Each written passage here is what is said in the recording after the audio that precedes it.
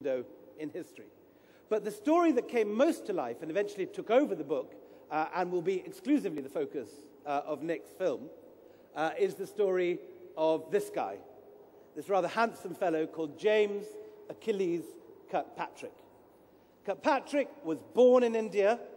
He had an Indian nanny who brought him up because his mother died soon after his birth, and he regarded India as home.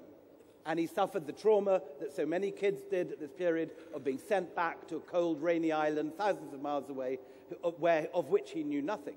And he took the first opportunity at the age of 16 to come straight back and join the East India Company service.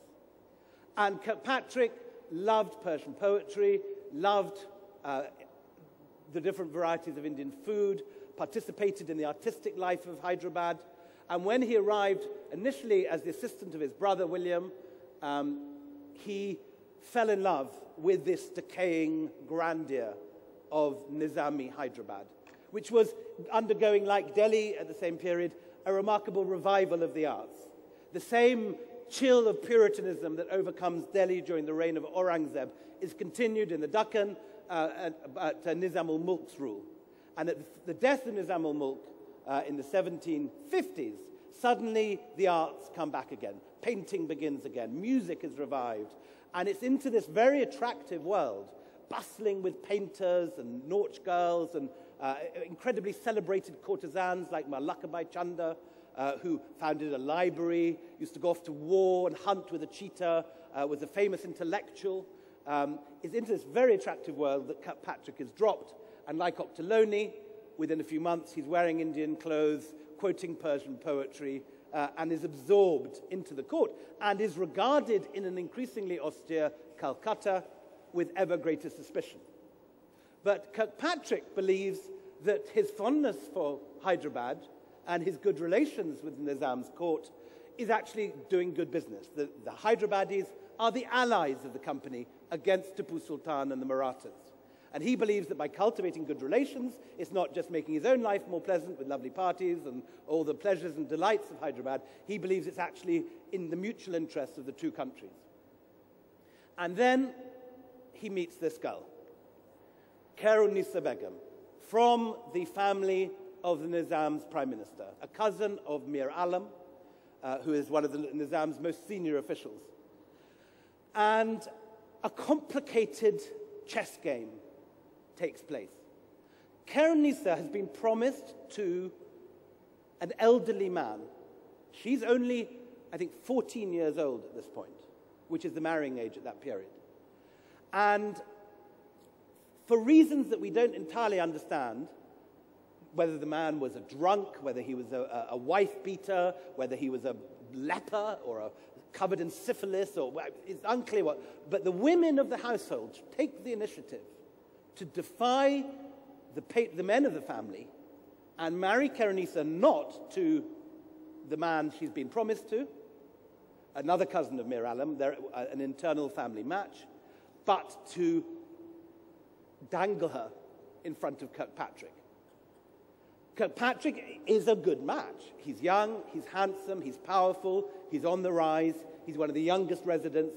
So it has an element of, of marital ambition. He's probably richer, better connected, and many families at this point are taking these decisions and marrying their daughters off to British officials for reasons of self-interest and self-advancement. But this one is clearly also a love match. These two meet eyes at a wedding, and within a few months, Khairun-Nisa is brought round to Kirkpatrick's Zenana, where he already has women staying. And using the excuse of Khairun-Nisa visiting Kirkpatrick's women, they meet and she falls pregnant.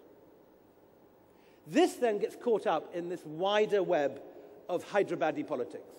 And through his spies and his connections to the Zenana women, the Prime Minister, Aristujar, discovers that Kirkpatrick has impregnated this girl. They are married. She's from a posh family. She's promised to someone else. It's a massive scandal. Banners appear in the bazaar in Hyderabad saying that Kirkpatrick has raped this girl.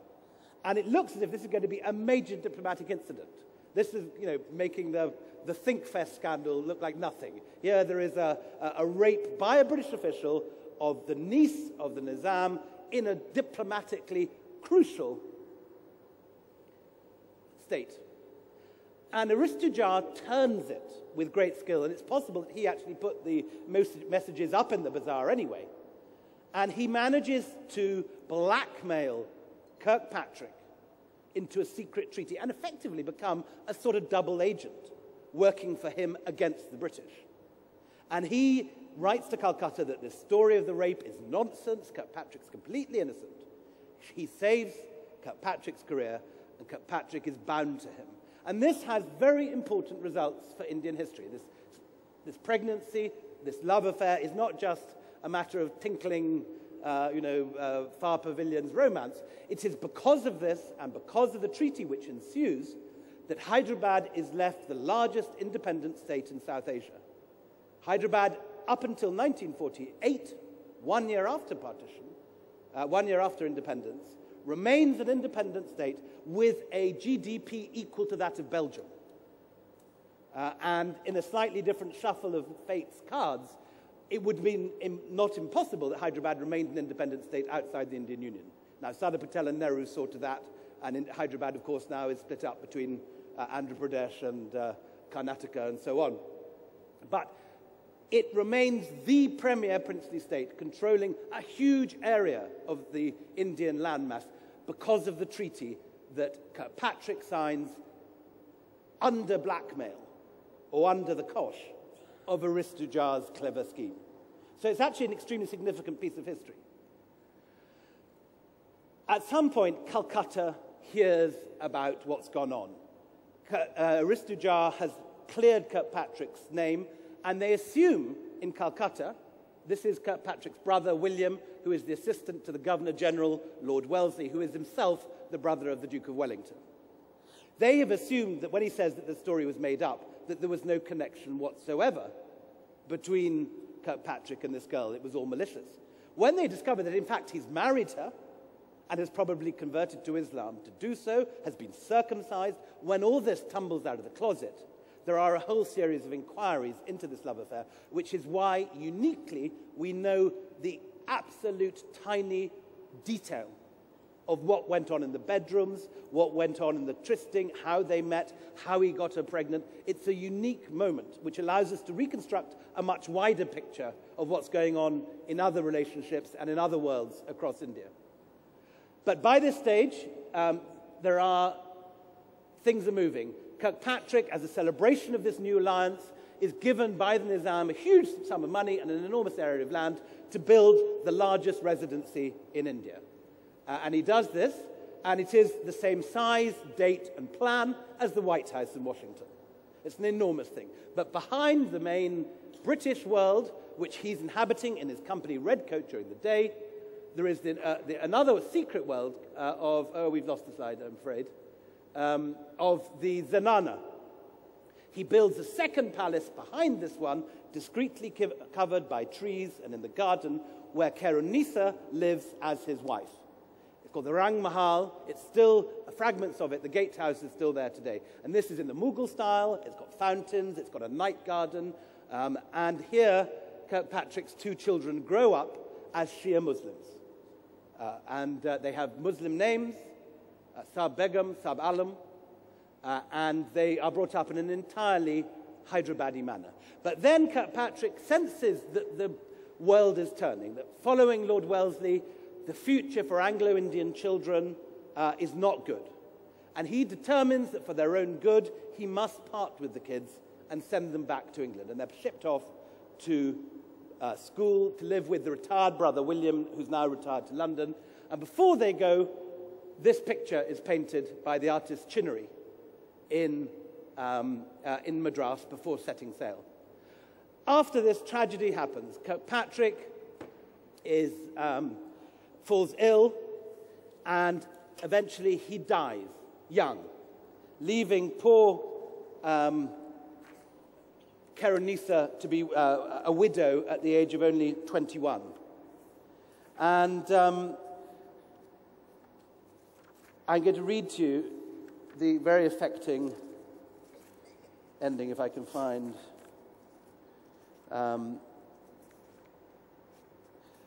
So the children are brought up in England by William Kirkpatrick, who does not like all this Indian stuff. And on arrival, they are christened and turned into Christians. They are forbidden to write to their mother. And they are brought up as little English kids. And Kitty grows up to be a great beauty. Her tutor is a man called Thomas Carlyle.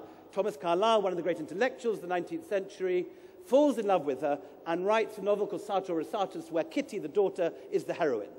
So she has a whole literary history. But she eventually marries a soldier called Captain Phillips. And this is Kitty. She's an evangelical Christian. She lives in Torquay. And then one day, by pure chance, she's taken to lunch with some people in the home counties. She walks into the hall, and there on the stairs is this picture.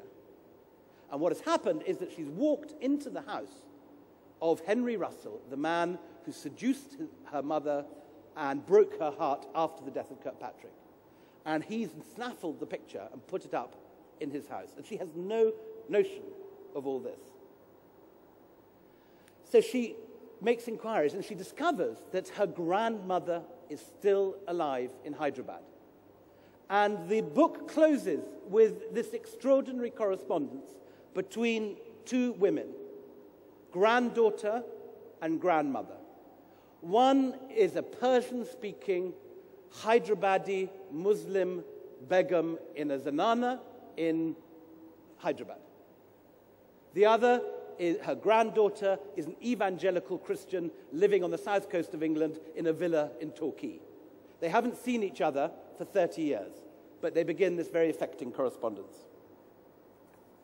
She writes to her grandmother in these words: "My dear grandmother, I often think of you and remember you and my dear mother. I often dream that I am with you in India and that I see you both in the room you used to sit in. No day of my life has ever passed without my thinking of my dear mother. I remember the veranda and the place where the tailors worked and the place on the housetop where my mother used to let us sit down and slide. When I dream of my mother, I am in such joy to have found her again that I awake, or else I'm pained in finding that she cannot understand the English I now speak.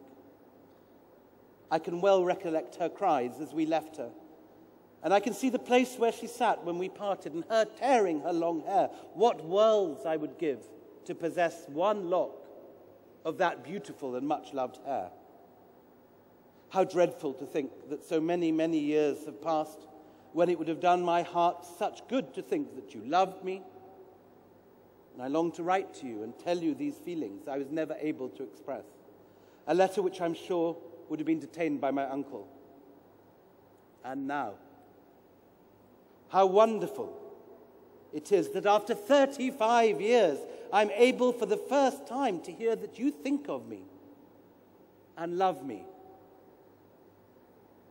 and have perhaps wondered why I did not write to you, and how you have thought me cold and insensible to such near, dear ties. I thank God that He has opened for me a way of making the feelings of my heart known to you. Will this reach you? And will you care for the letter of your grandchild? My own heart tells me that you will. May God bless you, my own dear grandmother." So suddenly, in that incredible letter, all the politics disappears, and you have two women from the same family, separated by different worlds, religions, and politics, reunited on the page. They make a plan to meet. Kitty plans to go to India to meet her grandmother, but the grandmother dies. So in the real story, it doesn't have a happy ending. But we have a chance to set that right. Nick.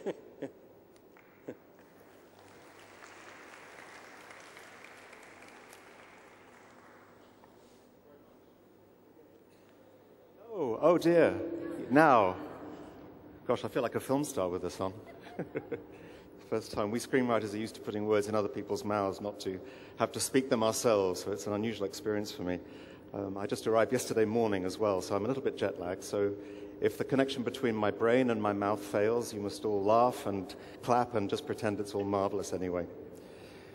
It is actually a great pleasure to be here for a number of reasons, but not least because White Moghuls is a story which is about India and it's about Britain, but it's a romance, it's a marvelous romance, a love story, but it's also a story about a marriage, how a marriage comes out of a great romance, and it's a story with a great deal of violence in it.